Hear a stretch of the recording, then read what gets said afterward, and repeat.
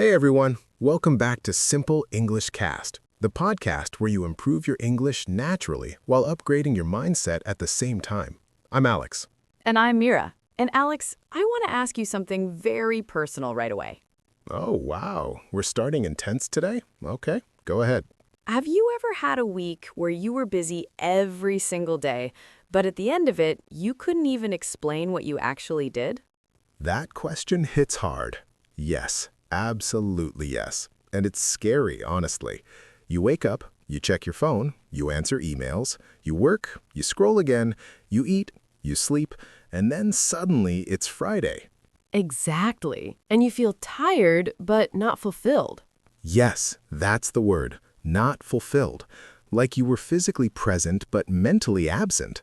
So let me ask you something deeper.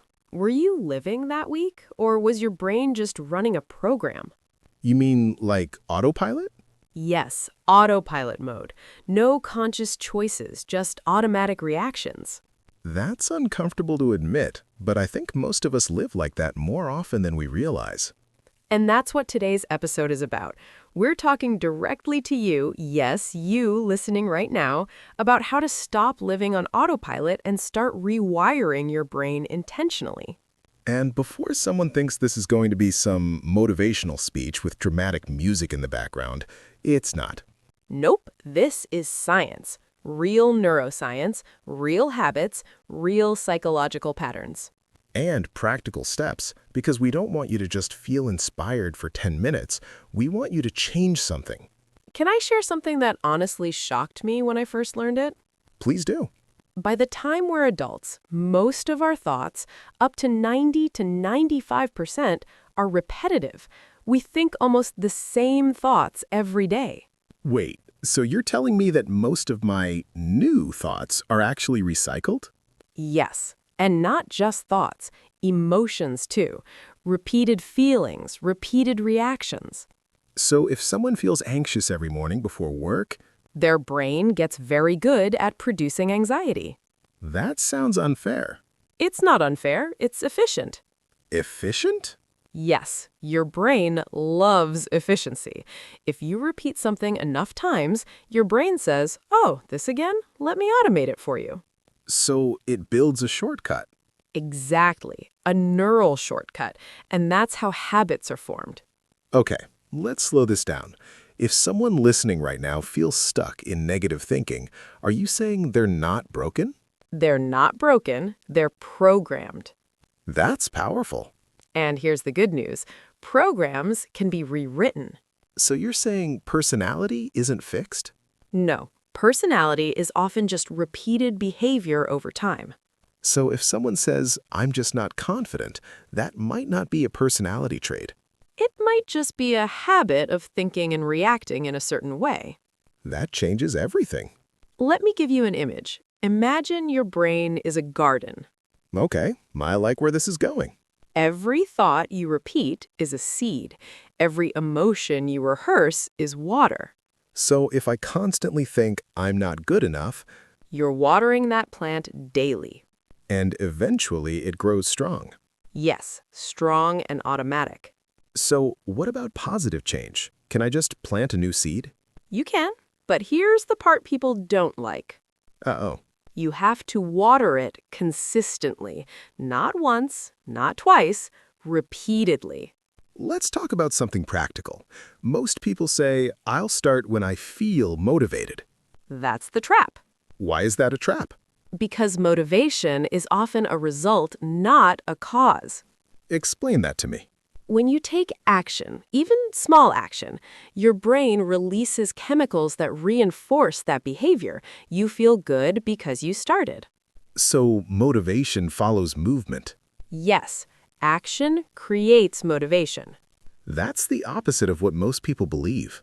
Exactly. And that's why so many people wait forever. Let me challenge you. If someone wants to become fluent in English, what should they focus on? Not fluency. What? They should focus on becoming someone who practices daily. So identity before outcome? Yes. Instead of saying, "I want to speak English perfectly," say, "I am someone who practices English daily." That's subtle but powerful. Because your brain doesn't respond strongly to goals, it responds strongly to repeated identity signals. Meaning? If you act like a learner daily, your brain builds learner pathways. Okay, let's address something uncomfortable. Social media? Yes, scrolling. Let me ask you something. When you scroll for 40 minutes, how do you feel afterward? Honestly, scattered. Exactly, because your attention keeps jumping. So, what does that do to the brain? It strengthens your brain for distraction. That sounds dramatic. It's not. Your brain strengthens what you repeatedly practice. If you practice shallow attention, you build shallow focus. So, deep work requires deep attention training. Yes, attention is like a muscle. If you're listening right now, let me ask you something. Yes, pause for a second and really think. What have you been repeatedly thinking about this week? What emotion have you been rehearsing? Stress? Frustration. Self-doubt? Because whether you realize it or not, you're training your brain. And the scary part, It becomes automatic. so how does someone interrupt autopilot? Awareness first. That sounds simple. It's simple, not easy. What does awareness look like in real life?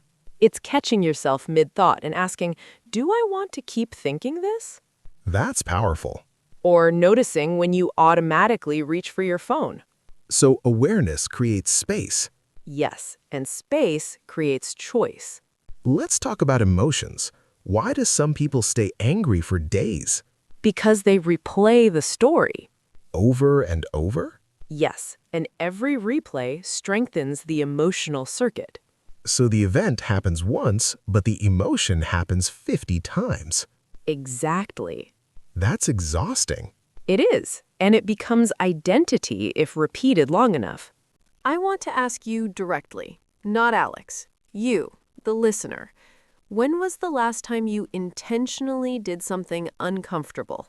On purpose? That's a serious question. It is, because comfort keeps autopilot alive. Okay, explain that to me. Why is comfort dangerous? Comfort isn't dangerous by itself, but constant comfort is. When your brain never faces challenge, it stops adapting. So growth requires tension. Yes, just like muscles. If you never lift anything heavy, your body has no reason to get stronger. So you're saying small, controlled discomfort can actually rewire the brain faster. Absolutely. Short-term stress, when chosen intentionally, signals your brain, this matters. Upgrade. Let's be clear, we're not talking about burnout, right? No, chronic stress drains you, but controlled stress builds you. Give me an example. Public speaking practice, cold exposure, learning a new skill, having a difficult but honest conversation. Why do those work? Because your brain pays attention to what feels intense. Intensity creates memory. Memory creates wiring. So if someone practices speaking English out loud and feels slightly embarrassed, That emotional intensity actually helps the brain encode the learning. wait, so embarrassment can help? In small doses, yes, it makes the moment memorable. That changes how I see discomfort. Here's something I've noticed. People start new habits with excitement and then quit after a week. Because they misunderstand the dip. The dip? Yes, there's always a phase where motivation drops before results appear. So when someone starts exercising, they feel excited for 3 days. Then, tired, sore, uninspired. And they assume it's not working. Exactly, but that uncomfortable middle phase is when rewiring is happening. So the brain is adjusting, but the reward hasn't shown up yet.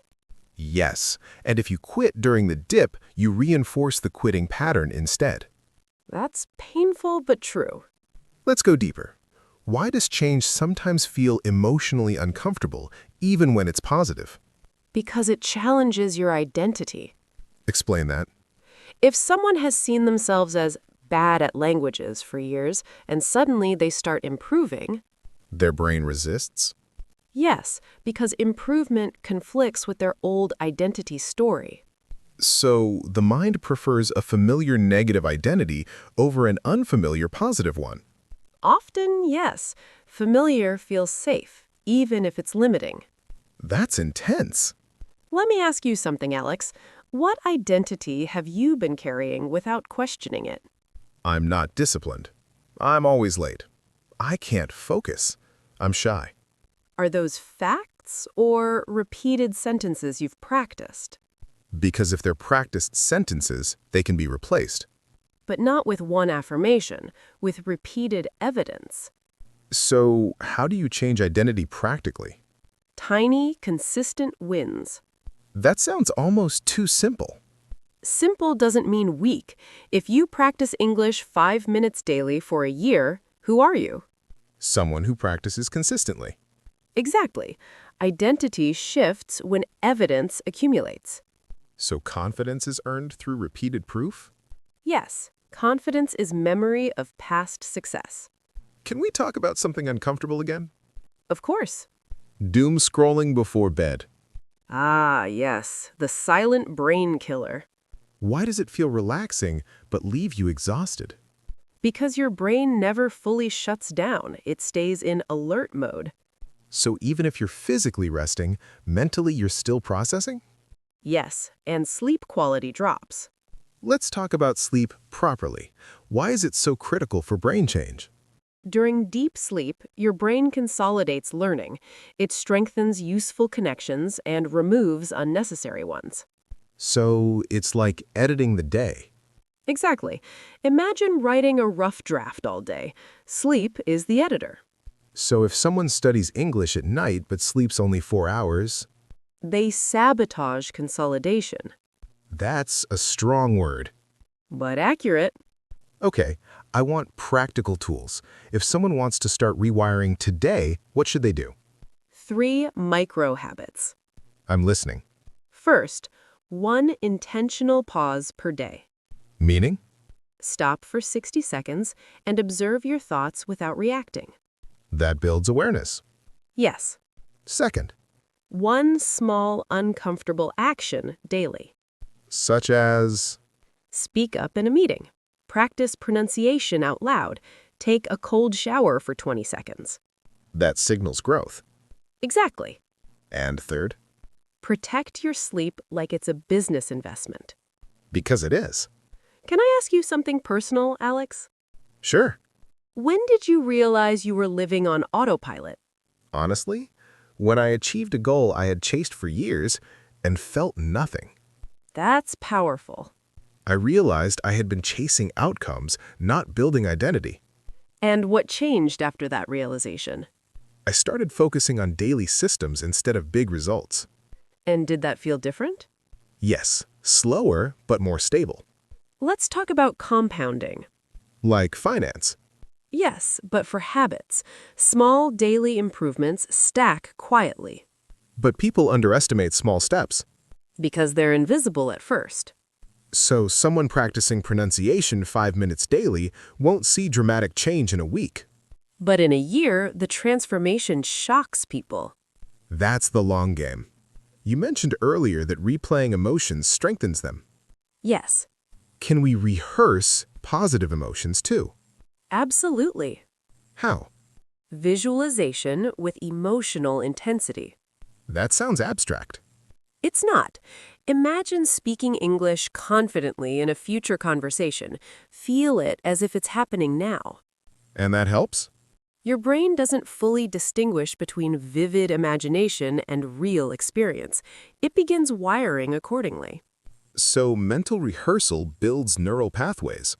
Yes, athletes use this constantly Why do people think they need massive change to see results? because dramatic stories are attractive. But brain rewiring is quiet. Very quiet. Repetition over intensity. So consistency beats excitement. Every time. Now we need to talk about something people underestimate. Environment. Yes, the invisible force shaping your brain every day. Let me ask you something directly.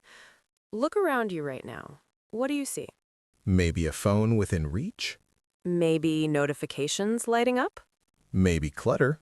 Maybe silence. Whatever you're surrounded by, it's influencing your behavior more than motivation ever will. Exactly.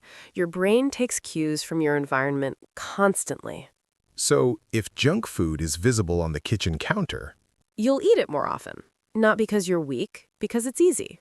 if your notebook and pen are on your desk, You're more likely to write. so change doesn't start with willpower? It starts with design. That's interesting. Most people think discipline is the key to success. Discipline helps, but environment design reduces the need for discipline. Explain that in simple terms. Make good habits easy, make bad habits hard.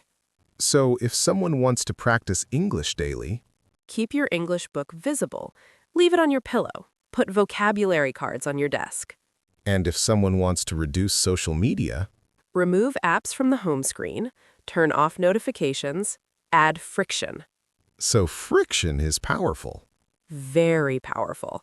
Your brain follows the path of least resistance. Let's go deeper. What about people? How do relationships affect brain rewiring? Massively. How? Your brain mirrors behaviors. It adapts to social norms around you. So if your friends complain constantly, You'll likely adopt that tone. if your circle values learning, Growth feels normal. so environment isn't just physical, it's social.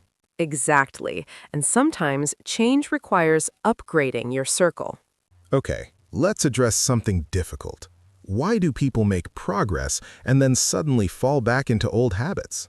Because old neural pathways don't disappear immediately. So even if I build a new habit, the old one still exists? Yes. Think of it like an old road through a forest. You may build a new road, but the old one doesn't vanish overnight. So relapse is not failure, it's a signal. A signal of what? That you need more repetition, more reinforcement. But when people relapse, they feel ashamed. And shame strengthens the old identity. So if someone says, "See, I knew I couldn't change," they're reinforcing the old story. Exactly. One mistake becomes proof of permanent failure. So what should someone do instead? Respond with curiosity, not judgment. Meaning? Ask, what triggered this? What can I adjust? Let's break habits down further. What creates a habit loop? Trigger, action, reward. Give an example. Trigger, feeling bored. Action, open social media. Reward, quick dopamine hit. So if we want to change the habit, We keep the trigger but change the action. for example, Trigger, feeling bored. Action, practice speaking for 2 minutes. Reward, progress satisfaction. so replacement works better than elimination. Almost always. I want to ask you something practical. How does someone notice a trigger in real time? Slow down your reaction speed. That sounds abstract. When you feel the urge to check your phone, pause for 5 seconds. That's it? Yes, that pause creates space between impulse and action. And space creates choice. Exactly. Why does short-term emotion often win against long-term goals? Because the brain evolved for survival, not self-improvement. So immediate comfort feels safer than long-term growth. Yes, your brain prefers instant reward. So how do we train it to value the future? Make the future emotionally vivid. Explain that. Instead of saying, "One day I'll speak fluently," imagine a specific conversation. Hear your voice, feel the confidence. So make the future feel real. Yes, emotion drives commitment. What about tracking progress? Does it matter? Very much. Why? Because the brain loves visible progress. It reinforces behavior. So even a simple calendar where you mark practice days, Becomes visual evidence of identity. and missing one day isn't the problem. No, missing twice in a row is where patterns restart. Let's step back. What does conscious living actually look like? It's not about controlling every thought. Then what is it? It's about choosing your direction intentionally. So instead of reacting automatically, you respond deliberately. That requires awareness daily. Yes, but awareness becomes easier with practice. Let's do something together.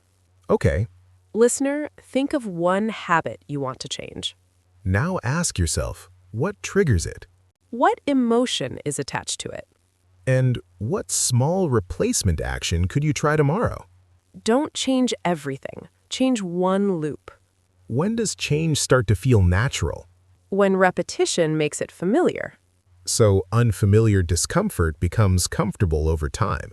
Yes, growth becomes normal. That's the goal, right? Make growth your baseline? Exactly. And now we're stepping into one of the most powerful rewiring tools you use every single day without realizing it. Your self-talk? Let me ask you something. When you make a mistake, how do you speak to yourself? That's uncomfortable. It's supposed to be, because most people would never speak to a friend the way they speak to themselves. So if I mispronounce a word while practicing English and think, that was stupid, what happens in the brain? You strengthen a negative identity circuit. So one sentence can reinforce years of insecurity? Yes, if repeated often enough. That's intense. Your brain listens to your words, especially when they come from you. So when someone constantly says, I'm terrible at public speaking, they're rehearsing that identity. Exactly. The brain doesn't argue, it adapts. So what's the alternative? Fake positivity? No, honest reframing. Explain that difference. Instead of saying, I'm bad at this, say, I'm learning this. That feels more realistic. Because it is. Growth language opens possibility. Fixed language closes it. Why does labeling ourselves feel so automatic? Because labels simplify reality, the brain loves shortcuts. So saying I'm shy is easier than saying I sometimes feel nervous in social situations. Exactly, but the second sentence leaves room for change. So precision in language matters. Very much. Words either trap you or free you. Let's say someone starts using better self-talk. How long does it take to actually believe it? Belief follows repetition plus evidence. So I can't just say something once. No, the brain needs proof. If you say, I'm improving, and then you practice daily, the evidence supports the statement. So action and language must align. Exactly. That alignment builds authenticity. Let's talk about emotional control. Is it realistic to control emotions? You can't control the first reaction, but you can control the second response. Explain that clearly. If someone criticizes you, your body might instantly feel defensive. That's automatic. Yes, but after that initial reaction, you can choose how long you stay there. So the goal isn't to eliminate emotion. It's to shorten the emotional recovery time. That's powerful. Think about this. If you stay angry for 3 days after one small argument, you're practicing anger. So you're strengthening that pathway. Yes. But if you reflect, process, and move forward within an hour, you weaken the loop. So emotional maturity is efficient recovery. Exactly. We've talked about physical environment. What about mental input? Your mental diet shapes your wiring just as much. So constant negative news, Can increase stress circuits. constant comparison on social platforms. Can strengthen insecurity patterns. So consumption matters. Deeply.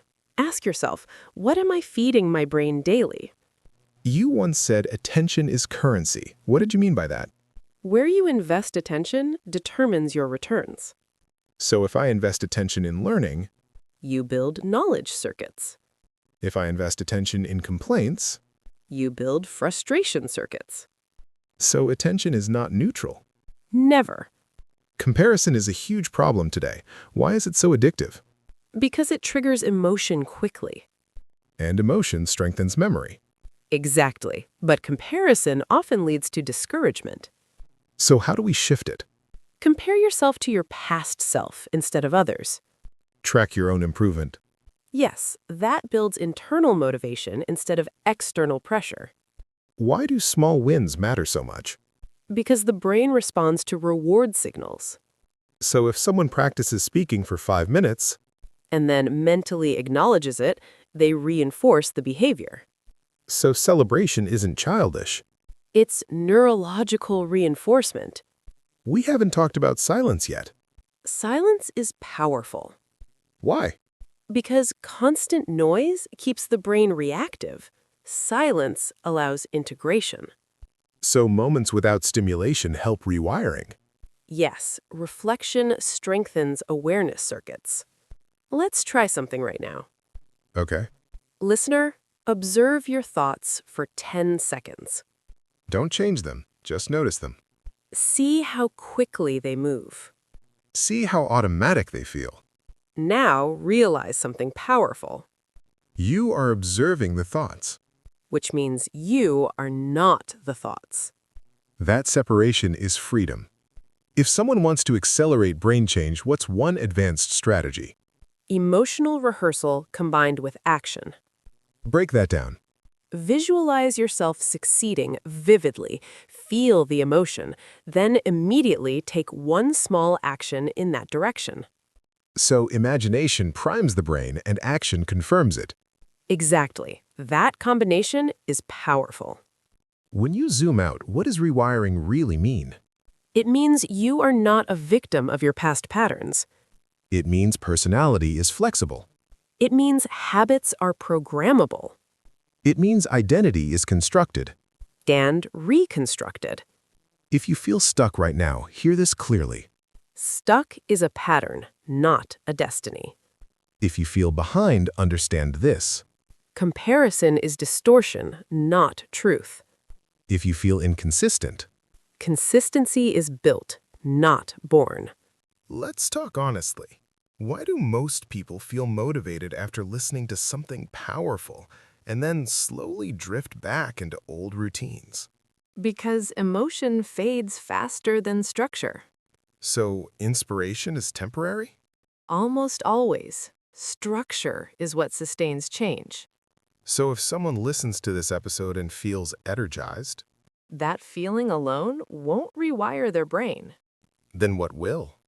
Daily systems, tiny repeated behaviors, environmental adjustments, self-talk awareness. So long-term transformation is boring? It's simple, not boring, but it's quiet. Let's address something uncomfortable. Is autopilot always bad? No, autopilot saves energy. So the goal isn't to eliminate autopilot completely. No, the goal is to design your autopilot intentionally. That's powerful. So instead of removing automation, we upgrade it. Exactly. You want healthy habits to become automatic. So waking up and practicing English for 5 minutes without debating it. That's upgraded autopilot. Let's make this practical. If someone listening wants to start today, what does a sustainable system look like? It has 3 components. Okay, I'm listening. First, a clear micro-habit. Like 5 minutes of speaking practice daily. Exactly. Second, A visible trigger. such as, Your notebook on your desk, an alarm labeled practice, a sticky note on your laptop. and third, A reward, even if it's just saying, good job. so small loop, repeated daily. Yes, consistency beats intensity every time. Let me ask something deeper. If someone continues living on autopilot for the next 5 years, what happens? They repeat the same patterns. And if they start rewiring intentionally? Their identity shifts gradually. So here's a question for you, listener. Who do you want to be 5 years from now? Not what do you want to have? Who do you want to be? Confident communicator? Disciplined learner. Calm thinker? That identity is built daily. Let's be realistic. What should someone do on the day they don't feel like practicing? Reduce the habit. Don't remove it.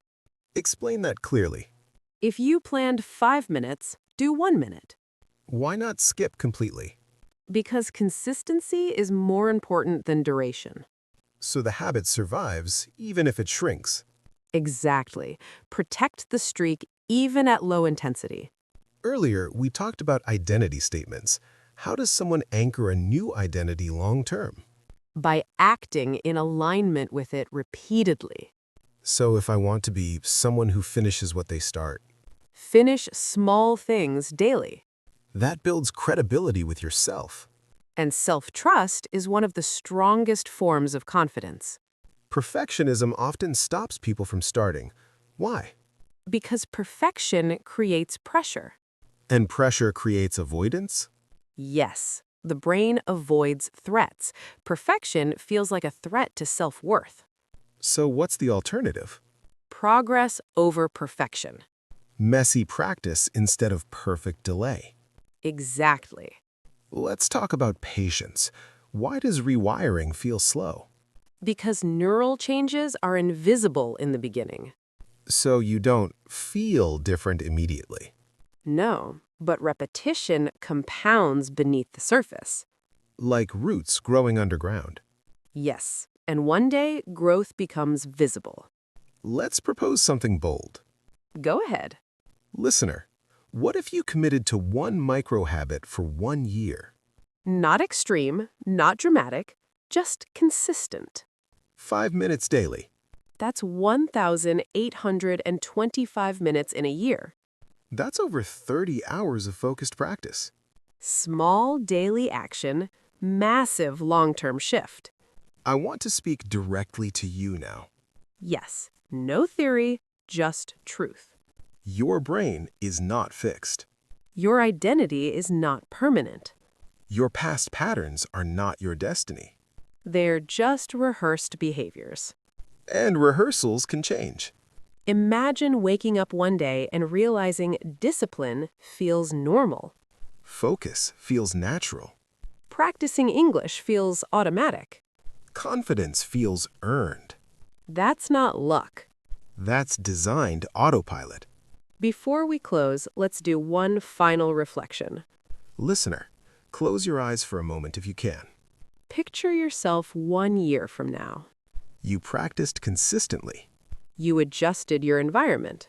You improved your self-talk. You shortened emotional reactions. How do you walk? How do you speak? How do you think?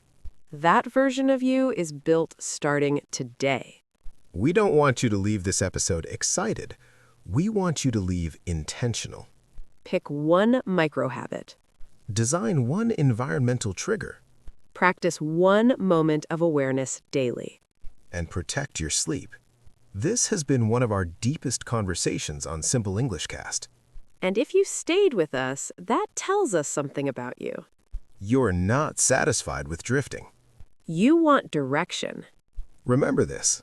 Your brain is always changing. The only question is, Are you guiding the change? until next time, Stay consistent stay aware. and keep building the version of yourself you'll be proud to meet in the future. We'll see you in the next episode of Simple English Cast.